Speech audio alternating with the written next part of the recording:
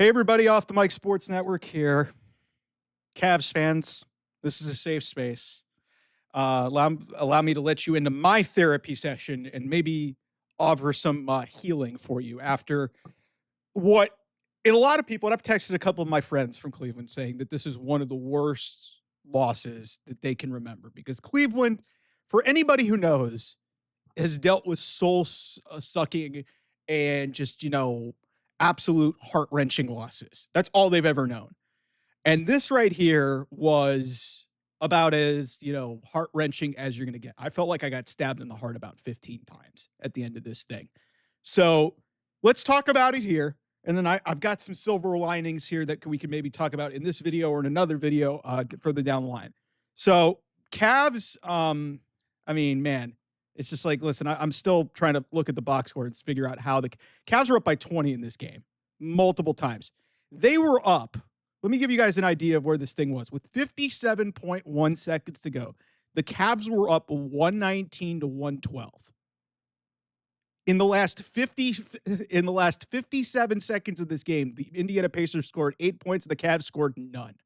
And in that time, they were not able to inbound the ball correctly, which was a big part of this.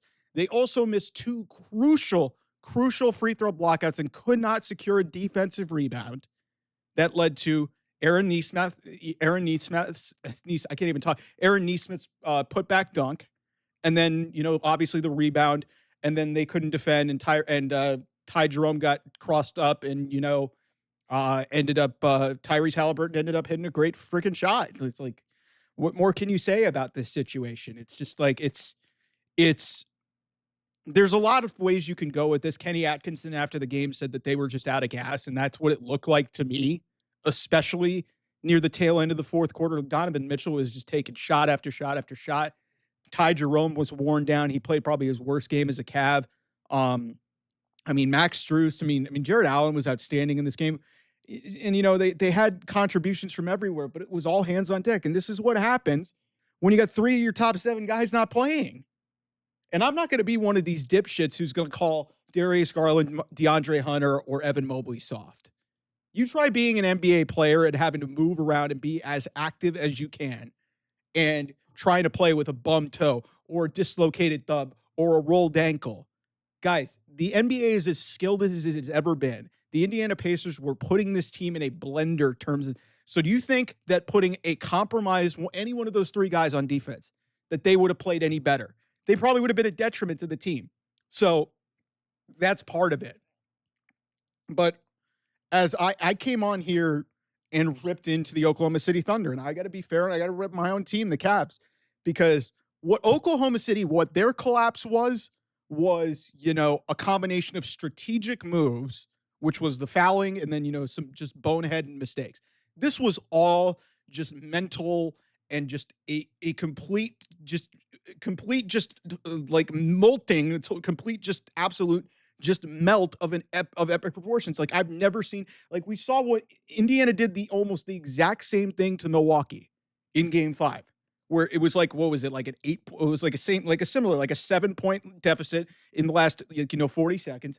And, the Cavs, like they got pressure put on them. Max Strus can't inbound the ball. He had a great fucking game, but he's just as much a part of it. You could chalk it up to fatigue. You can chalk it up to just like, hey, this is just as much a mental game. And it's like, when you're learning the game of basketball, and I know a lot of you watching this who grew up and, were either playing youth basketball, what they teach you and what I think is going to really be hammered home specifically by Kenny Atkinson. And I know he's going to get a ton of heat, but this is what happens when, you're tired, you're not really thinking, you really just, you're seeing things, like everything's moving so fast for them. And in the last 57 seconds of this game, the Cavs just forgot how to play basketball. It really was it was really insane. Even a 7-point lead with 57 seconds is not secure. But with Oklahoma City, what happened to them was that, hey, they did some strategic things and it didn't work out for them. So analytics blame that. This was just straight up, hey, they got tired, whatever, and they didn't execute. And it sucks. They're down 2-0 going to Indiana. I'm not ready to wave the white flag on this series yet. And I can get into, some of the reasons why. I think that there are signs for at least some level of optimism. That is, of course, if they can get some players back. And even then, like I said, you lose the 2 games, you just run out of gas, you didn't defend well in the first game, and then this one you lose at home, and you haven't lost 2 games at home all season, so it's just like, it's playoff basketball, man, and there's been some weird shit that has happened in every single game that has been played so far.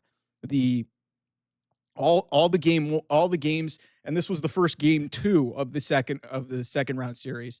Every single game has had something bizarre going on. I'm recording this at the moment when, Steph Curry's not playing in the game against the Minnesota Timberwolves. But it's just back to just like, the main point. This is Cleveland sports.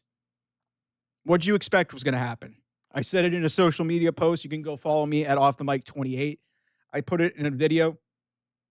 This is just what Cleveland sports is, man. Every time, and I've told you guys when I do my Browns thoughts, it's always a failure. They're always going to let you down. They're always going to kick you in your stomach. And no matter how great things may look, it's just that everybody's going to keep harkening back to 2016, and everybody's going to keep harkening back to 2016. And to me, in a lot of ways, that was an outlier. A lot of things went their way. They finally broke the curse. This was about as perfect storm of a team as you could get. They were the best team record-wise in the Eastern Conference. And here they are. They're 2 games away from ending their season. And 3 of their top 7 guys didn't play in this game 2. And who knows when any of those guys are going to come back. Here's hoping that maybe there's some optimism that they can play effectively in Indiana and maybe turn this thing around. Because there is precedent that a series can change. Because if you guys remember last year, Minnesota and Denver in the second round. Minnesota won the first 2 games on the road in Denver. And then Denver won the next 3.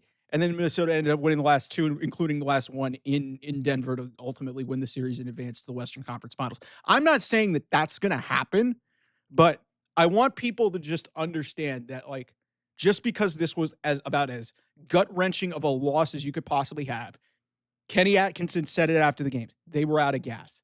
Now, if they don't get people back, then this is going to be a problem. But if Darius Garland, if 1 or even 2 of the guys that were out of this game are in the game, I totally think that there's a realistic possibility that they could come back to Cleveland at 2-2. I totally think that that's a reasonable expectation. So we'll discuss the rest of the series and the outlook, but in terms of just how much of a failure this is and where this is going to rank in terms of, all-time collapse, this is right up there with the drive, the fumble, so many different countless playoff failures where they just can't, or where you can't execute. Like, I think a lot of people were bringing up 2009 against the Orlando Magic. That was another one when they were the heavily favored team in the Eastern Conference Finals, and they actually went back to Orlando at 1-1. They're going back 0-2. So, and that took a crazy LeBron James buzzer beater to, get that to 1-1 to begin with. So maybe that's a more accurate comparison. Cavs didn't win that series, but the Cavs are a much better and more well-rounded basketball team. Injuries are just killing them right now. That's it, and it's just bad luck. So, hats off to the Indiana Pacers. They won this game. Whether they were gift-wrapped it or not, they won it. And, for the Cavs, this is just another soul-searching thing. It's like, hey, maybe, not playing in a lot of close games and late-game execution, and then obviously the fatigue factored into this. But just on a macro level, 35,000-foot view, just, big picture, this is about as bad as it gets for any fan anywhere. I had multiple people texting me saying, God, man, I hurt watching that. Because they know, man, I'm a Cleveland fan. I'm a sicko, and I always put myself through this crap. But, I'll have another video coming out, just basically why I think there is some reason for optimism.